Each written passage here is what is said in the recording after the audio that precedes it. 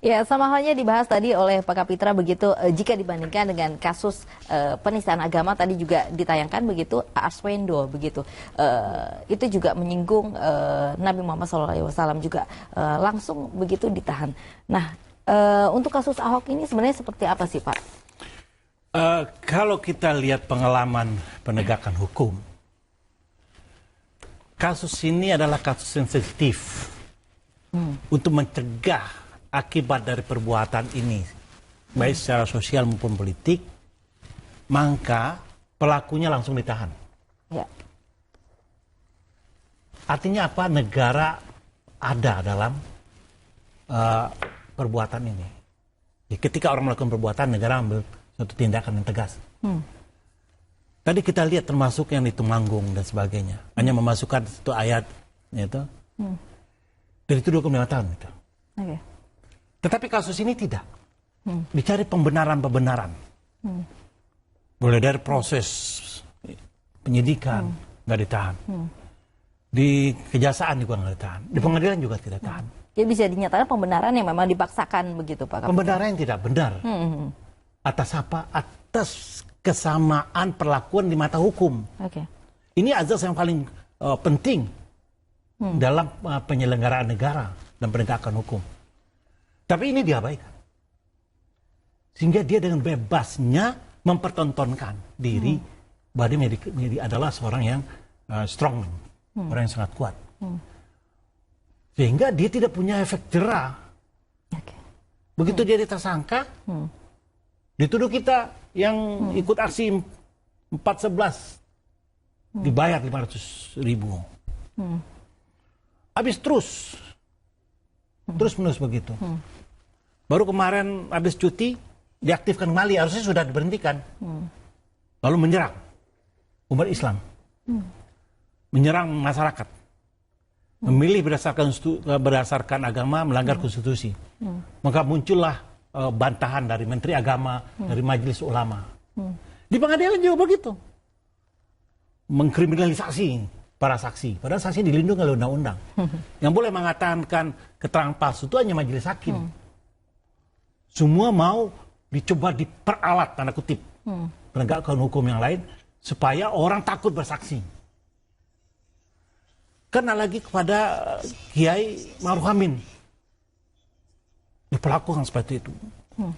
Maka sampai orang yang selama ini tanda kutip mendukung dia, atau yang silent majority muncul ke permukaan. Oke. Gitu? Ini kenapa bisa dilakukan? Karena tidak diberikan efek jerah. Karena dia tidak ditahan. Tidak juga diberhentikan dalam jabatannya. Meskipun undang-undang memberitakan itu. Ini bahasanya 5 tahun. 5 tahun ini harus ditahan seharusnya. Baik. Sama juga dengan hak dia harus didampingi penasihat hukum. Kalau penasihat hukum nggak ada, nggak bisa proses peradilan yang berjalan. Baik, Anda melihatnya memang Ahok ini begitu sangat spesial karena bebas bersikap apapun gitu, karena ada kekuasaan pemerintah yang melindungi begitu Pak. Saya lihat begitu. Iya. Ada kekuatan besar yang memproteknya. Oh lihat semua undang-undang ditabrak. Iya. Sekarang apapun dilakukan untuk membela Ahok. Tidak oleh penasihat hukumnya ya, oleh banyak pihak. Jadi masyarakat dipertontonkan ketidakadilan, kesewenang-wenangan sekarang. Ya, dan ini yang hilang. Harusnya ini bukanlah cara pengelolaan negara yang baik.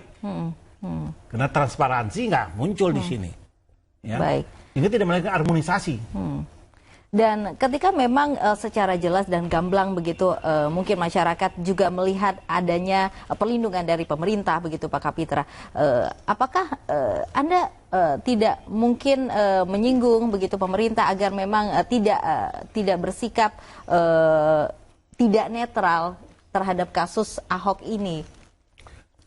Harusnya pemerintah jadi wasit. Kenapa pemerintah ini milik semua orang? Pemerintah ini milik semua orang, bukan milik satu golongan atau milik segelintir orang. Okay. Dan pemerintah ini bekerja untuk masyarakat. Apa kerjanya? memberikan kesejahteraan. Salah satu kesejahteraan itu penegakan hukum yang sama dan rasa keadilan. Lalu pendapatan dan sebagainya. Mas, pemerintah ini bekerja ke masyarakat, bekerja untuk masyarakat. Masyarakat tidak bekerja untuk pemerintah. Maka pemerintah itu secara filosofi adalah pelayan masyarakat. Dia harus melayani masyarakat, terutama memberikan konsumsi adil. Adil itu seimbang. Arti adil itu seimbang. Maka di pengadilan simbol-simbol keadilan itu timbangan yang horizontal yang seimbang. Ini tidak kita dapatkan sekarang. Sementara ini takdir Tuhan keseimbangan ini, keadilan ini. Baik. Dan kalau makanan, kalau gula darah kita tidak seimbang, nimbul diabetes dalam tubuh. Baik. Ya, dan harusnya pemerintah jelas bertindak tegas untuk kasus ini ya Pak? Oh harus. Tidak punya pilihan. Tegas seperti pemerintah sebelumnya. Adalah kasus ini, ya kurung. Ya. Dia tidak muncul asas begini. Ini kan habis energi kita nih. Dan tidak muncul pertanyaan dari masyarakat tentunya. Harusnya lubang-lubang tempat rasa percaya masyarakat terkuras, tergerus, harus ditutup oleh pemerintah. Dengan apa? Dengan memberikan perlakuan yang sama, adil dan tegas, for all, untuk semua. Ini kan tidak kita dapatkan itu. Baik, dan kita melihat Pak Kapitra, jaksa penuntut umum dan juga terdakwa begitu menghadirkan keterangan saksi-saksi yang memang sama begitu, saksi ahli agama yang dua-duanya juga hadir begitu dan memberikan keterangan yang berbeda. Artinya ini membenturkan ulama, bisa dikatakan seperti itu. Ini memperluas konflik. Ini saksi agama ini bagian dari Majelis Ulama. Lalu statement dia bertentangan, jauh sangat bertentangan. Iya. Sehingga menimbulkan peristiwa-peristiwa hukum baru.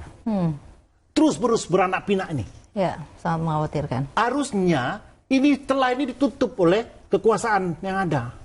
Oleh pemerintah yang ada. Baik. Ini malahan dibuka sama luas sehingga terjadi konflik. Hampir lagi konflik horizontal. Tapi inner konflik sudah terjadi. Institusi atau institusi dalam institusi. Masyarakat dalam satu komunitas, ya ribut. Banyak juga masyarakat Tionghoa yang ikut aksi bela Islam, yang protes dengan perbuatan ini. Banyak juga. Jadi dalam satu komunitas pun sudah ada inner konflik. Bagaimana dengan komunitas lain? Ini harus dicegah. Harus diberikan rasa keadilan. Yang bisa mencegahnya rasa keadilan dan kenetralitasan kekuasaan. Ini yang bisa mencegahnya. Baik, dan jika memang pemerintah di sini kekuasaan yang memang sangat berpengaruh tidak bisa mencegah konflik yang memang timbul semakin luas dengan kasus Ahok ini, apa sih dampak yang mungkin sangat mengkhawatirkan untuk masyarakat Indonesia, Pak Kapitra? Yang kita khawatirkan itu sikap-sikap pemerintah ini jadi black hole, lubang-lubang hitam. Lalu terus lubang hitam dipelihara tanpa pemerintah sadar, dia memadat. Kekuatan di bawahnya memadat. Lah kekuatan yang memadat ini ditekan dari atas, maka terjadi Big Bang. Maka terjadi ledakan besar, maka kita semua akan rugi. Kita akan semua rugi. Sebelum terjadi, sebelum terlambat, ayo dong bersikap netral. Ayo dong patuhi undang-undang. Ya, undang-undang dasar kita mengatakan semua institusi kekuasaan harus tunduk pada hukum, masyarakat harus tunduk pada hukum. Bukan hukum yang tunduk pada kekuasaan, bukan hukum yang tunduk pada masyarakat. Patuhi hukum. Dengan itulah keadilan baru kita dapatkan. Kalau itu tidak dilaksanakan, maka keadilan tidak didapatkan, kekecewaan akan muncul. Menjadi black hole. Baik, dan itu memang yang dikhawatirkan untuk memang pemerintah yang tidak bisa mencegah. Namun untuk kasus hukumnya sendiri, begitu untuk hukum di Indonesia, jika memang Basuki Cahayapurnama ini divonis bebas, apa dampaknya? Saya pernah dengar dari statement dari tokoh nasional, dia bilang kalau Ahok bebas, saya akan pimpin demonstrasi. Tokoh sangat tenang. Itu akan muncul aksi demo yang lebih besar, itu lebih luas. Baru satu black hole, satu letupan. Yang di bawah, grassroots, dan yang lain-lain. Saya pikir Kita jangan, tidak usah kita bayangkan, mengerikan kalau itu terjadi ya. Tetapi asal peradilan ini fair